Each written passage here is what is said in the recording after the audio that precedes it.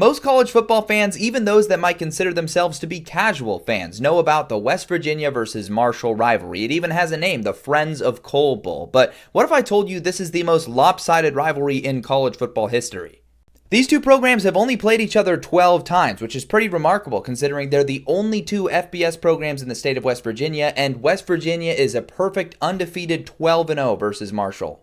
I sort of just assumed this was a storied rivalry because it's the only two FBS programs in the state of West Virginia, and I had seen the rivalry a lot growing up. They played it pretty much every year from 2006 to 2012, so I just assumed it was that. But if you look, Marshall hasn't even been close to winning most years. The closest they've been in the modern era was that 2010 matchup in Huntington. And to be completely fair to Marshall, it's very rarely ever been in their home stadium. You see only 1, 2, 3 games actually in Marshall's home stadium.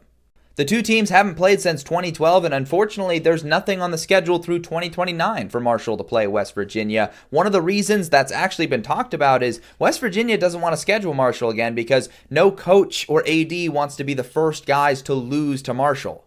I personally think that's pretty soft. These guys should play again. It's a natural regional rivalry that I think would make a lot of sense to resume, and the added storyline of Marshall seeking their first ever victory versus West Virginia I think would be really awesome. So I'm rooting for them to get this one back on the schedule, and at the very least I'm rooting for this to somehow end up being a bowl matchup because that would be absolute cinema.